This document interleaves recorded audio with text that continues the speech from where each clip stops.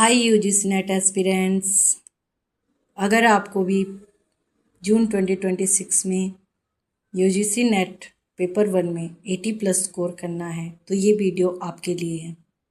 अगर आपको भी डर लग रहा है कि सिर्फ 20 दिन बचे हैं और आपके मन में ये क्वेश्चन आ रहा है कि कौन से ऐसे टॉपिक है जिन्हें कवर करने से मेरे 80+ मार्क्स आ सकते हैं, या फिर आपने कुछ नहीं पढ़ा है और आपको पेपर 1 क्लियर करना है, तो आज की ये वीडियो आपके लिए। इस वीडियो में हम पता करेंगे कि हम अपनी तैयारी को कैसे बूस्टअप कर सकते हैं। पूरी टेक्स्ट बुक या गाइड कोई नहीं पढ़ सकता, इसलिए आपको स्मार्ट वर्क, सेलेक्टिव रिवीजन पर फोकस करना है ताकि आपका ओवरऑल स्कोर है वो बढ़ जाए और आपको इन 20 डेज़ में अपना बेस्ट यूटिलाइज करके 80+ मार्क्स गेन करने हैं।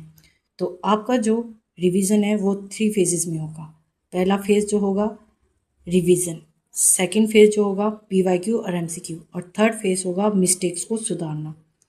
तो ये आपके सामने मैंने सिलेबस लिखा है जिसमें टोटल 50 क्वेश्चन है। हर यूनिट से 5 क्वेश्चन आते हैं और हर क्वेश्चन के 2 मार्क्स हैं। आपको समय 1 घंटे का मिलेगा और उसमें कोई भी नेगेटिव मार्किंग नहीं होगी।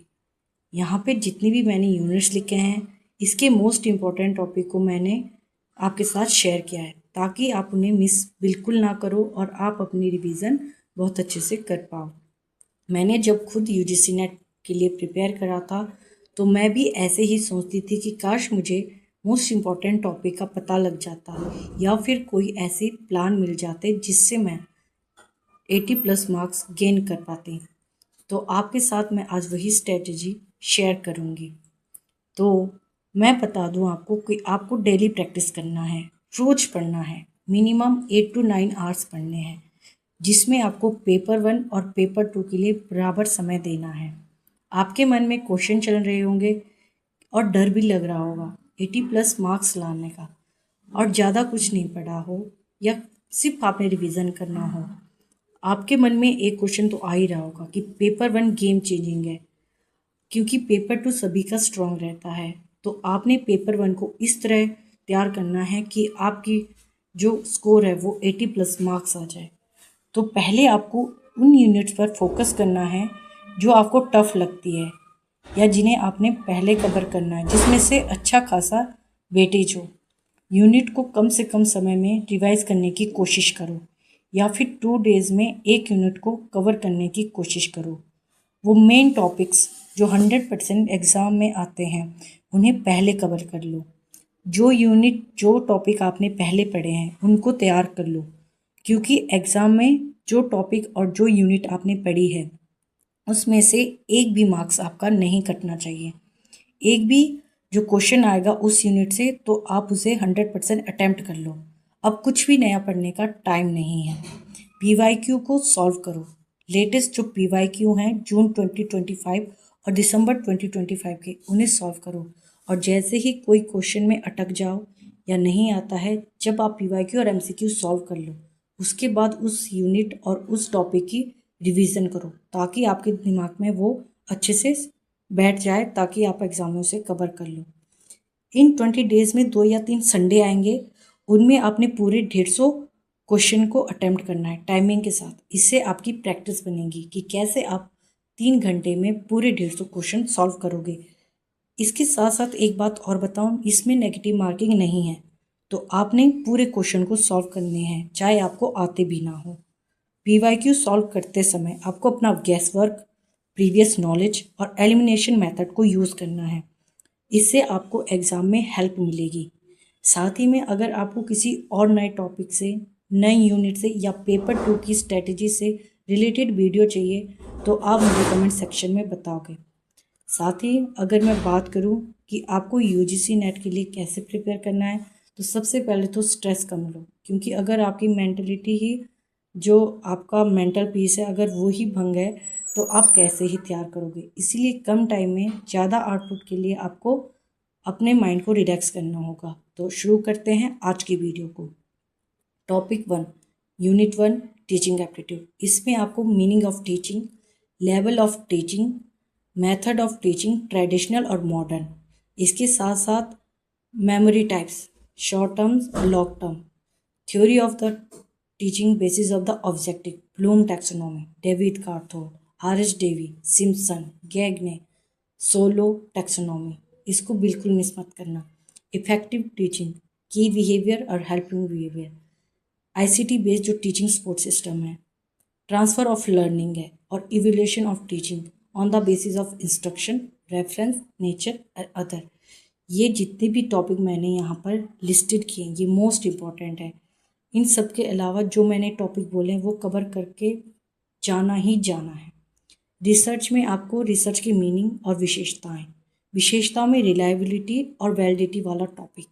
स्टेप ऑफ रिसर्च में मोस्टली 7 स्टेप हैं, उनके अंदर मिनी टॉपिक भी हैं, लेकिन अगर आपको मोटे तौर पर पता होंगे तो इंक्रीजिंग और डिक्रीजिंग ऑर्डर वाला क्वेश्चन तो आप बिल्कुल सही कर लोगे। टाइप्स ऑफ रिसर्च और एथिक्स वाले पार्ट में साहित्यिक चोरी वाला जो पार्ट है आप उसको बिल्कुल आराम से सॉल्व कर लोगे। पैरामीट्रिक और नॉन पैरामीट्रिक टेक्स्ट के एग्जाम्पल। इसके बाद प्रोबेबिलिटी और नॉन प्रोबेबिलिटी सैम्पलिंग वो कौन कौन सी है, error type 1 type 2, method of research, ICT का use, reference style, research design, scale of measurement, NOIR बिल्कुल मिस मत करना। Numerical most important topic. Last जो साइकिल थी दिसंबर 2025 वहाँ पर न्यूमेरिकल से 1 या 2 क्वेश्चन हर शिफ्ट में पूछा गया है। कम्युनिकेशन, मीनिंग ऑफ कम्युनिकेशन, ये इतनी प्रैक्टिकल यूनिट है जिसका आंसर आप अपने डेली नॉलेज पे, डेली बेस की जो नॉलेज होती है उसके आधार पर आप दे पाओगे। Step, process, 7 C's, 4S, thinker of communication, barrier of communication, types of communication, synchronous, asynchronous, simplex, duplex, model of communication, film और फिल्म इंडस्ट्री और डायरेक्टर। ये जो लास्ट जून 2025 के PYQ है वहाँ से आपने सिर्फ क्वेश्चन को, जो PYQ क्वेश्चन है उनको पढ़ लेना है, उनको लर्न कर लेना है, उससे बाहर आपने नहीं जाना है, क्योंकि ये मास मीडिया के अंदर आता है टॉपिक, ये सब टॉपिक है, तो आपने ज़्यादा डीपली इसमें नहीं जाना है। लेकिन जितने भी टॉपिक मैंने इन स्लाइड में ऐड किए हैं आप इनको एटलीस्ट 1-2 बार रिवीजन करके ज़रूर जाओगे। अब बात कर लेते हैं नेक्स्ट जो हमारा टॉपिक है, रीडिंग कॉम्प्रीहेंशन।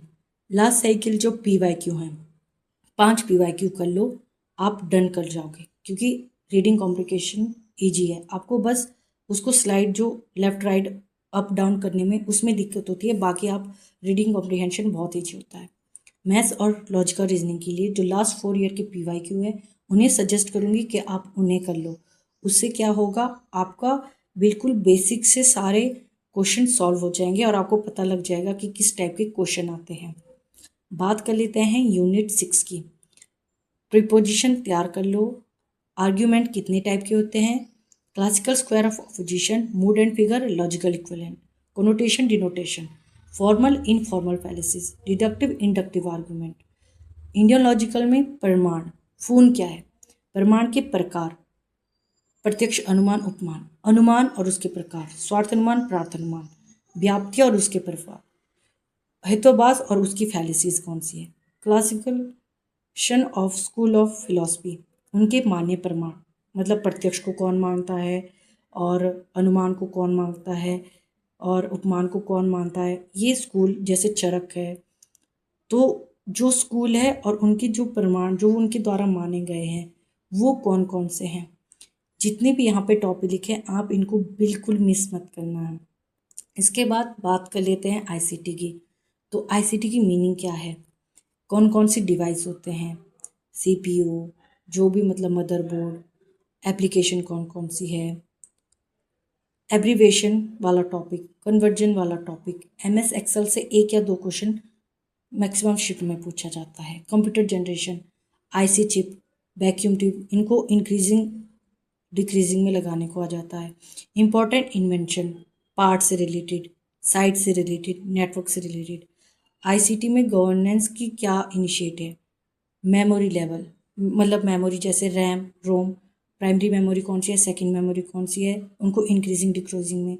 स्टोरेज के हिसाब से SSD, HDD, रैम, रोम को उनको इंक्रीजिंग डिक्रीजिंग में लगाना पड़ता है, या KB, MB, GB उनको इंक्रीजिंग डिक्रीजिंग में, या कॉस्ट के आधार पे कौन सी इजी मतलब आप अवेल कर सकते हो, कौन सी चीप है, इसके बाद जो difference between hardware and software, hardware में कौन कौन से आते हैं, सॉफ्टवेयर में कौन कौन से आते हैं, सॉफ्टवेयर के टाइप्स कौन कौन से हैं, एप्लीकेशन सॉफ्टवेयर है, सिंपल सॉफ्टवेयर है, प्रोटोकॉल, और मालवेयर वाला टॉपिक बिल्कुल मिस मत करना। आइस डाटा इंटरप्रिटेशन में लास्ट जो जून और दिसंबर 2025 की डीआई है उन्हें सॉल्व कर लो। टेबल डीआई से mainly missing DI, double table DI, ratio, percentage, profit loss and average DI, cumulative DI. ये जो डीआई है मैंने यहाँ पे सब लिख दिए हैं। आपको रोज एक एक डीआई को प्रैक्टिस करना है, और अगर आप प्रीवियस ईयर की जो ये जून और दिसंबर 2025 के इन्हें कवर कर लोगे तो आसानी से कवर कर पाओगे। एमडीजी एसडीजी को बिल्कुल मिस मत करना। Pollution and their pollutant, green house gas, POP, smoke, ozone, good ozone, bad ozone, AQI index, water pollution, eutrophication, biomagnification, waste water management क्या है, वाटर से कौन कौन सी बीमारियां होती है, टाइप्स ऑफ डिजीज में आ जाता है, एनवायरनमेंट, प्रोटोकॉल, कन्वेंशन और इम्पोर्टेंट कॉन्फ्रेंस कौन कौन सी है, और इंडियन गवर्नमेंट ने क्या इनिशिएट लिया है।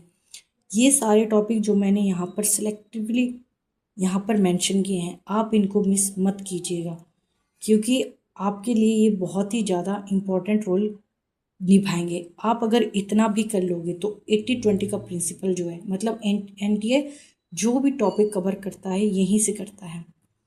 हायर एजुकेशन में यूनिवर्सिटी की chronology in the basis of establishment year, उनके फाउंडर कौन है, वो कौन सी जगह पे हैं, उनसे रिलेटेड महानुभाव कौन कौन से हैं, या ब्रिटिश गवर्नर के जो गवर्नर जनरल है, या कौन सी सरकार थी, प्री इंडिपेंडेंस, पोस्ट इंडिपेंडेंस, मतलब बिहार पे इंक्रीजिंग डिक्रीजिंग ऑर्डर में आपको लगाने को आ जाएगा। कमेटी और कमीशन, NEP 1, NEP 2, NEP 2020, उसके आउटकम्स क्या थे, लाभ हानि क्या थी, क्यों उसे लाया गया, स्वयं प्रभा डिजिटल इनिशिएटिव आपको लर्न करने हैं। एशियन मीडिएबल मॉडर्न एजुकेशन सिस्टम क्या था, उससे रिलेटेड टर्म्स जैसे जो शिक्षा के टाइम पे कौन से। इसी तरह आपको जो टाइम मैनेजमेंट की बात करूं तो प्रॉपर स्लीप लेनी है आपको, क्योंकि 6 to 8 आवर्स अगर आपका मेंटल पीस नहीं है ना आपके पास, तो जब आप 3 घंटे वहाँ पर एग्ज़ाम दोगे ना तो वो किसी काम का नहीं रह जाएगा। इसीलिए आपको प्रॉपर स्लीप लेनी है, मिनिमम 8 to 9 आवर्स पढ़ने हैं। पेपर 1 और 2 में बिल्कुल बैलेंस बना के चलना है। डीआई अगर आपकी स्पीड तेज है तो 3 कर लो सॉल्व दिन की, या फिर 1।